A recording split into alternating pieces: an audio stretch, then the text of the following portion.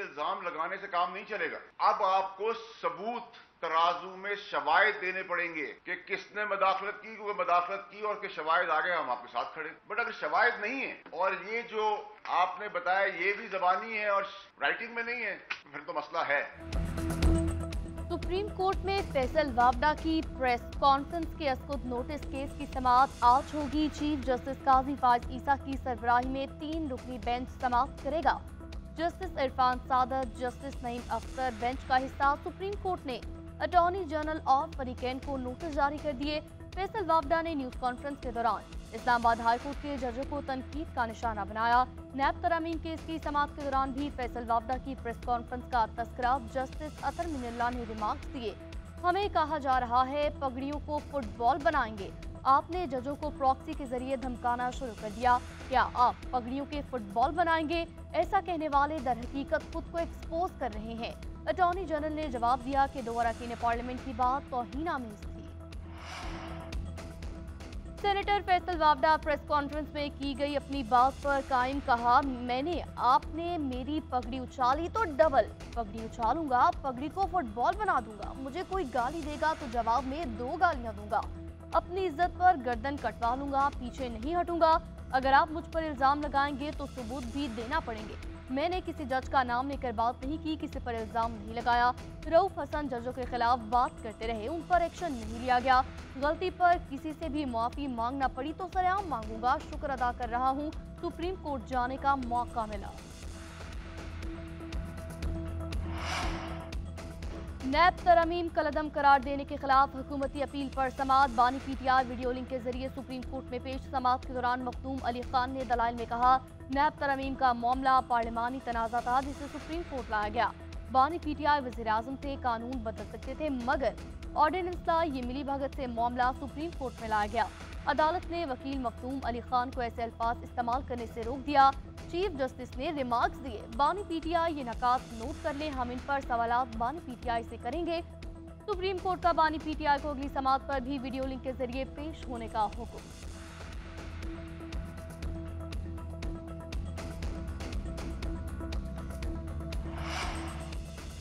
Ordinance के जरिए एक शख्स की मर्जी को पूरी कौम पर थोप देते हैं, क्या ऐसा करना जमहूरियत के खिलाफ नहीं?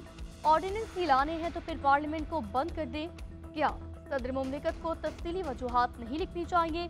नैब तरमीम केस की समाअत के दौरान चीफ जस्टिस काजी फायज ईसा के रिमार्क्स। जस्टिस अतर मिनल्ला ने विफाक के वकील को मुखातिब करते हुए कहा, करप्शन के खिलाफ मजबूत पार्लियामेंट, आज़ाद अदलिया, बेखौफ लीडर जरूरी हैं। क्या आप समझते हैं ये तीनों चीजें मौजूद हैं?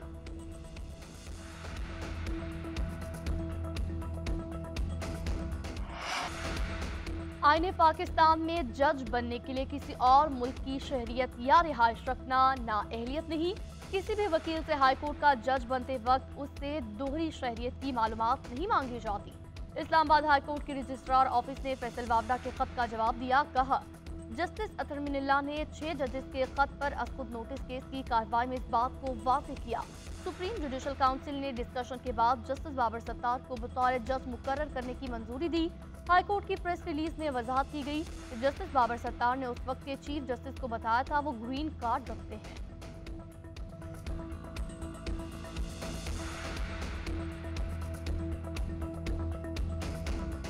एक सियासतदान जो है वो दोहरी शहरियत नहीं रख सकता, लेकिन एक जज जो है वो दोहरी शहरियत रख सकता है। यह अजीब ही बात है भाई।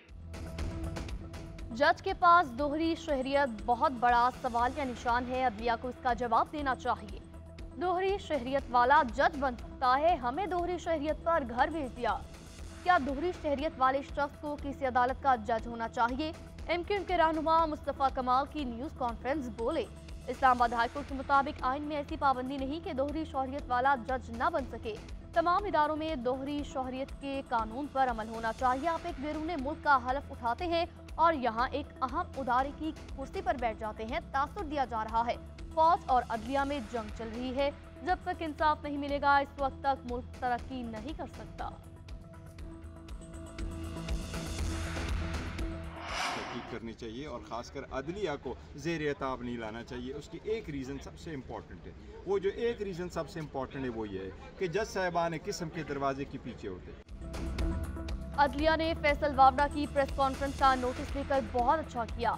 किसी को अदलिया की तस्दीक नहीं करनी चाहिए, जिसका दिल करता है उठकर ऐसी बातें करता है। चेयरमैन तहरीक इंसाफ विरस्ते बगौर ने कहा, अदलिया के पास जवाब देने के लिए प्लेटफॉर्म नहीं, वो दरवाजे के पीछे होते हैं। अदलिया इस किस्म की प्रेस कॉन्फ्रेंस का जवाब नहीं दे सकती। अदलिया की आज़ादी के लिए जरूरी है कि इन मामलात में दखल ना दिया जाए।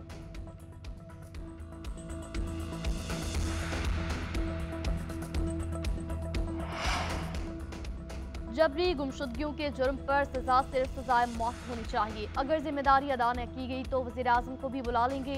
जस्टिस मोहसिन अख्तर कियानी के शायर अहमद फरहाद की बाजियाबी के केस में रिमांड। अदालत ने सेक्रेटरी दिफा से पीर को रिपोर्ट तलब कर दी। जस्टिस मोहसिन अख्तर कियानी ने रिमार्क्स दिए, बाइसे शर्म बात है, हम सबको पता है कौन क्या कर रहा है। जो लोग बात करते हैं वही लापता हैं।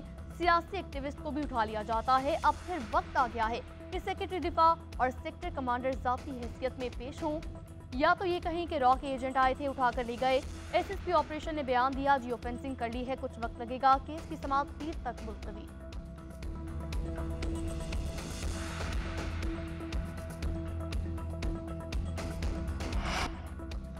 आइंदा माली साल के दौरान एक्सटर्नल फाइनेंसिंग के इब्तदाई तखमीने पर IMF से मुज़ाकरात। मौशी टीम ने एक्सटर्नल फाइनेंसिंग का इब्तदाई तखमीना 22 अरब डॉलर लगाया। पांडा बॉन्ड्स का इजरा IMF के साथ 6 प्लान में शामिल।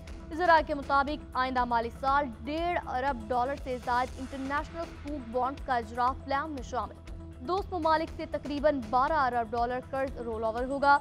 रवा माली साल की मौजूदा और आखिरी तिमाही में 2 अरब डॉलर से ज़ायद इनफ्लो प्लान में शामिल।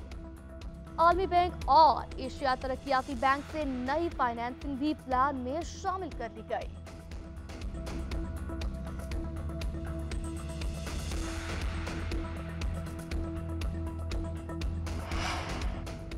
पाकिस्तान मौशी इस्तेहकाम की जानिब गामजन अवाम को रिलीफ पहुंचाएंगे। बैरूनी सरमायाकारी का फरोग और सिफारती महाज पर कामयाबी मिल रही है। सेहरा पूरी टीम को जाता है। यूं ही मेहनत जारी रखेंगे तो पाकिस्तान के मौशी हालात जल्द ठीक हो जाएंगे। वज़ीर आज़म शहबाज शरीफ का मुस्लिम लीग नून के अरकान कौमी असम्बली के इजलास से खिताब। इजलास में मौशी और सियासी सूरत-ए-हाल पर मुशावरत। शहबाज शरीफ ने मौशी पॉलिसियों, बैरूनी सरमायाकारी, सियासी सूरत-ए-हाल पर एतमाद में लिया। अरकान कौमी असम्बली का मुल्की मौशी इस्तेहकाम के लिए इक़दामात और सिफारती महाज पर कामयाबियों पर वज़ीर आज़म को खराज तहसीन।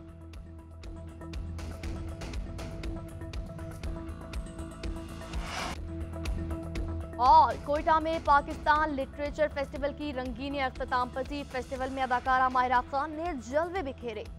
बुशरा अंसारी ने मज़ाह पर मबनी रिवायती गीत गाकर मद्दाहों के दिल जीत लिए। मशहूर मज़ाह निगार अनवर मकसूद की मुल्क की सियासी और समाजी सूरत-ए-हाल पर बातचीत। अदाकार यासिर हुसैन, अदनान सिद्दीकी, हर दिल अजीज, शायर तहजीब हाफी की शायरी ने मेला लूट लिया। फेस्टिवल में मुल्क भर से फनकारों, दानिशवरों, गुलकारों की शिरकत।